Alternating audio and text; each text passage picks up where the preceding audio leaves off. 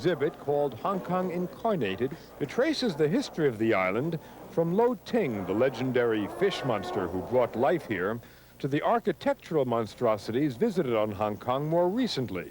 Ho insists that Hong Kong must be defined not by London or Beijing, but by the people who live here. And that, he says, is precisely the problem. I always feel that, you know, the biggest enemy of the Hong Kong people are the Hong Kong people ourselves. What do you mean by that? Well, the reason is in recent cases, you know, you see that there are some Hong Kong people, in order to please the Chinese government, or they guess this will please the Chinese government, they begin to alter our normal ways of life or normal practice of doing things. For example, the self-censorship of art. I first started talking about self-censorship more than 10 years ago. When I was a journalist, I detected that trend of the media being more cautious, refusing to publish articles that may offend China. And now it's getting to be very serious. That was Emily Lau, and she's a politician, an elected member of Hong Kong's legislature, the one which will be dissolved. Jonathan Fenby is a journalist, editor of the South China Morning Post.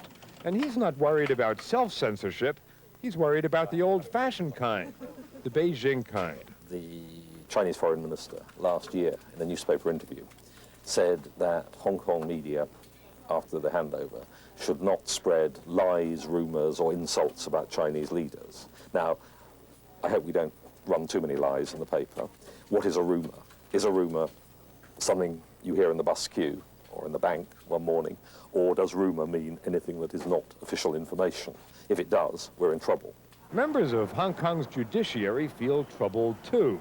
Gladys Lee is a barrister, and she'll watch the British sail into the sunset with neither joy nor tears. Some would call it anxiety. I have to express worries that some of the legacies that the British have left behind, such as the rule of law, will or may be undermined in the future.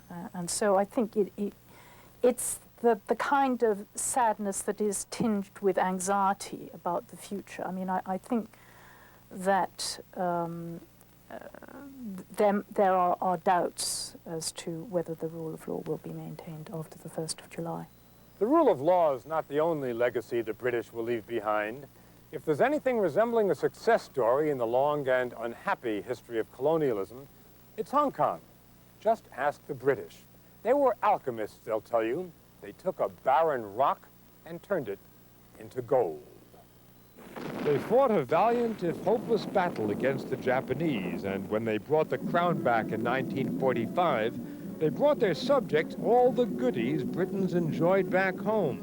Democracy, equality, freedom of expression. In fact, freedom was the idea from the very start, wasn't it? We heard very little about the rule of law, very little about human rights or democracy, when we had no elections at all. Chang Yak-sing is a high school principal, used to be a teacher.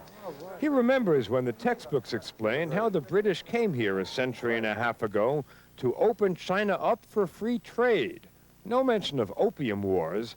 That was not only unorthodox, it was illegal. We had young people, including my brother, arrested, put in prison by the British government, simply because they distributed, well, anti-government leaflets in the school. Really? Yes, my brother was arrested as a schoolboy. 2 years in jail. 2 years in jail? Right. What was on the leaflets? Asking for a reform of the curriculum to put in the Opium War in history. Yes. Isn't that interesting? He did 2 years in jail for suggesting that the Opium Wars be added to the curriculum of the school. Yes. But history is being rewritten now with a fury. Jonathan Grant teaches history at Hong Kong University, from the Opium Wars to the massacre in Tiananmen Square. Now, I would imagine that Tiananmen Square, the massacre at Tiananmen, is taught here in Hong Kong pretty much the way it's taught in the United States. Yeah, sure.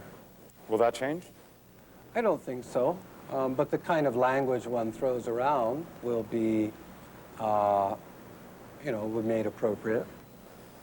Massacre will be renamed incident? Yeah. If history is, as Voltaire said, a pack of tricks we play on the dead, the magicians are working overtime this week.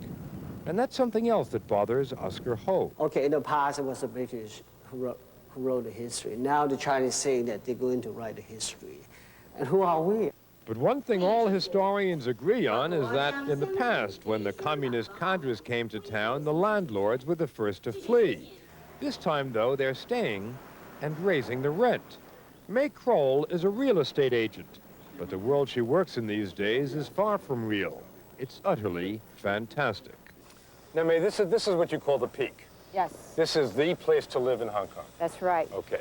Now, let's say I came to you, you do real estate, and I Right. said, May, I want to live up here. I don't need anything fancy, just a small house, couple of bedrooms. Right.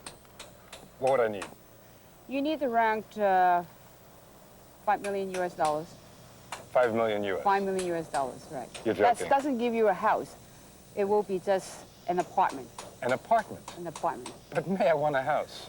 A house will be close to about 8 million to 10 million US dollars. Hong Kong, the guidebooks will tell you, is a colony of contrasts. And the guidebooks are right. In this city with more Rolls Royces per head than anywhere else in the world, 1 in every 10 people lives below the poverty line. Homelessness is growing, and many who have homes live in cages. That's right, cages. But Hong Kong still offers so much more opportunity than China that mainland Chinese are still smuggling themselves across that border. In fact, in these very last hours of empire, the Royal British Navy is still patrolling the bay, boarding boats, intercepting illegal immigrants. So the nation which sent a fleet around the world to keep the Falklands British has now sent the Royal Yacht Britannia to kiss Hong Kong goodbye. Will the island stay the same? Why would it? Never has in the past. This place reinvents itself every few years. So is history being made this week? Not really. It was scheduled 13 years ago, pre-programmed, designer history for a designer city. But what a stage for a spectacle, and what a prize for Beijing. They may not have gotten the Olympics, but they sure got Hong Kong, and if they behave themselves here, they may just get the Olympics next time. And Taiwan, too.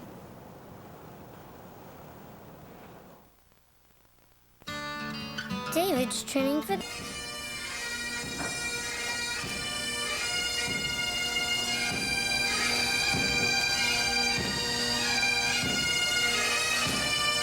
History in the making here as Britain ends 156 years of rule over the colony of Hong Kong.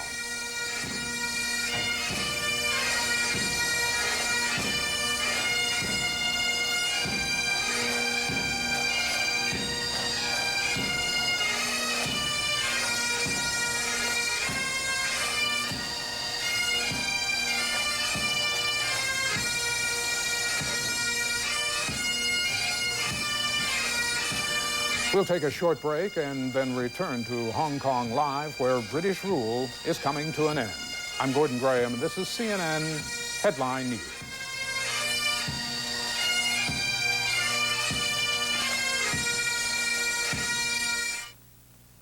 This is the CNN Headline News Network.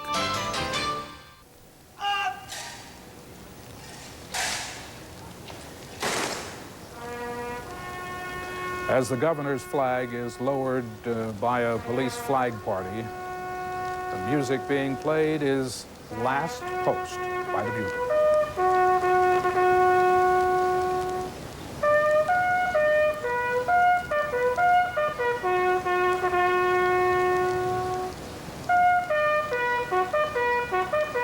Again, for those of you just joining us, we are watching live pictures of part of the departure from Government House by Chris Patten, the last British governor of Hong Kong.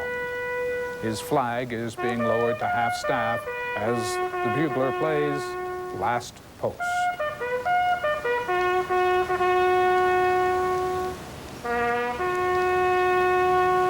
The governor's family, his 3 daughters and his wife, and along with members of the staff of Government House, are watching as the ceremony takes place.